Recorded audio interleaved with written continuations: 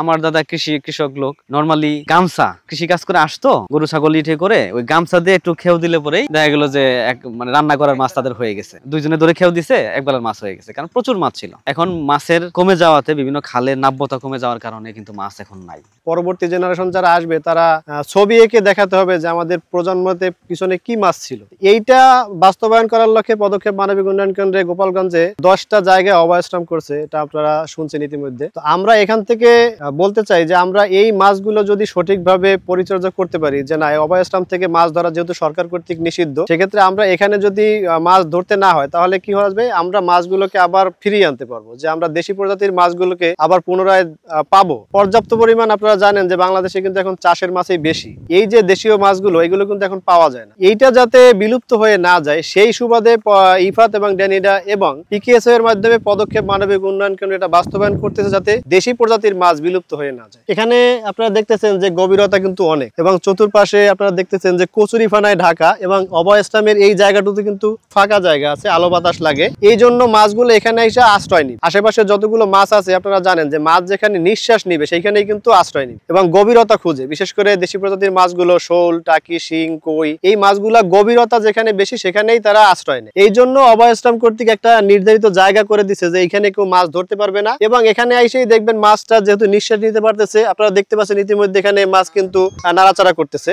এটাই বোঝা যায় যে এখানে মাছগুলো আমাদের এখানে প্রশান্তিতে আছে এবং এখানেই তারা পরবর্তীতে মাছ ডিম দিবে। এটা হচ্ছে একটা মৎস্য অভয়াশ্রম। এই কার্যক্রমটা মূলত এটা একটা মৎস্য অধিদপ্তরের একটা অভয়াশ্রম, পল্লী কর্ম সহায়ক ফাউন্ডেশন যেটা দাতা সংস্থা, এবং ইফাদ এবং ড্যানিডার আর্থিক এবং কারিগরি সহযোগিতায় পদক্ষেপ মানব উন্নয়ন কেন্দ্র কর্তৃক বাস্তবায়িত হচ্ছে। আপনারা জানেন যে বাংলাদেশ একটা নদী নালা খাল বিলের একটা অঞ্চল, বিশেষ করে দক্ষিণ অঞ্চলটা অনেক অসংখ্য নদী নালা খাল বিল, যেখানে নিয়মিত জোয়ার ভাটা হয়। অনেক জায়গা আছে যে জায়গাগুলোতে প্রাকৃতিকভাবে অনেক মাছ থাকে, কিন্তু আমরা যারা চাষি পর্যায়ে আছি কিংবা যারা সাধারণ জনগণ আছে, এদের মধ্যে অনেকেই আছে যারা নির্বিচারে মাছ ধরতে ধরতে একটা পর্যায়ে চলে যায় যে মাছগুলা বিলুপ্ত হয়ে যায়।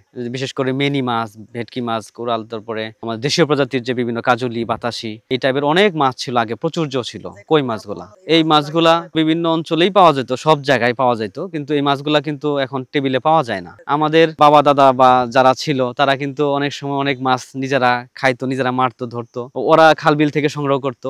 ওই যে মাছগুলা তারা বলে, ওই মাছগুলা শুধু নামই শুনি, কিন্তু আমরা কিন্তু দেখা যায় না। এখনো অনেক জায়গায় আছে যে মিনি মাছটা বিশেষ করে, এবং শিং, দেশীয় শিং, যে পাবদা, গুলশা, ট্যাংরা গুলা, এগুলো অনেক জায়গায় এখনো আছে, কিন্তু বিলুপ্তর পর্যায়ে অনেক জায়গায় চলে যাচ্ছে। এই মাছগুলো রক্ষার জন্য সরকার এবং পল্লীকর্ম সহায়ক ফাউন্ডেশন পদক্ষেপ মানব উন্নয়ন কেন্দ্র বিভিন্ন জায়গায় প্রজেক্ট বাস্তবায়ন করতেছে। তার মধ্য থেকে আমাদের RMTV প্রজেক্টটা গোপালগঞ্জ জেলার 5টা উপজেলায় বাস্তবায়িত হচ্ছে। আমরা মূলত এই গোপালগঞ্জ জেলার 5টা উপজেলায় মোটামুটি 10টি অভয়াশ্রম স্থাপন করেছি মৎস্য অধিদপ্তরের মাধ্যমে। এই মৎস্য অধিদপ্তরের যে অভয়াশ্রমগুলো ছিল সেগুলো আংশিকভাবে মেরামত করে সেগুলোকে আমরা মৎস্য অভয়াশ্রম হিসেবে বাস্তবায়ন করেছি। পুরাতন মাছগুলো মূলত বিলুপ্ত হয় যে যথাযথ মাছ ধরার কারণে। বিশেষ করে আপনারা জানেন যে চায়না দুয়ারে একটা জাল আছে, আরো অনেক ট্রেপ আছে যেগুলো মৎস্য অধিদপ্তর কর্তৃক এবং নিষিদ্ধ জাল। এই জালগুলা যদি নদীতে বা খালে বিলে পাতা হয়, যে কোনো মাছ ওইখানে চলে যায় এবং ঢুকে, সেগুলো বড় ছোট সাইজ বেঁধে সব মাছই ওইখানে চলে যায় এবং ওগুলো ধরে ফেলে। যদি মাছ না থাকে সেক্ষেত্রে মাছ বিলুপ্ত হয়ে যাবে। এই বিলুপ্ত যাতে না হতে পারে, যার কারণে আমরা এই জায়গাটাতে একটা নির্দিষ্ট জায়গা,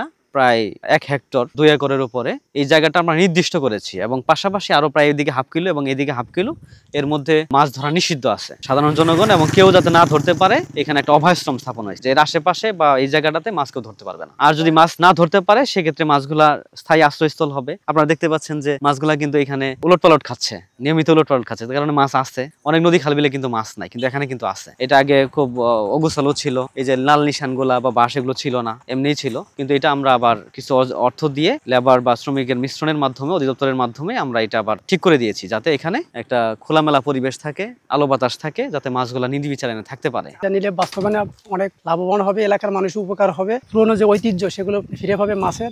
পুরনো মাছ তো প্রায় বিলুপ্তর পথে। এখন এই অবস্থানগুলো যদি আরো বেশি বেশি হয় তাহলে আরো উপকার হতে হবে।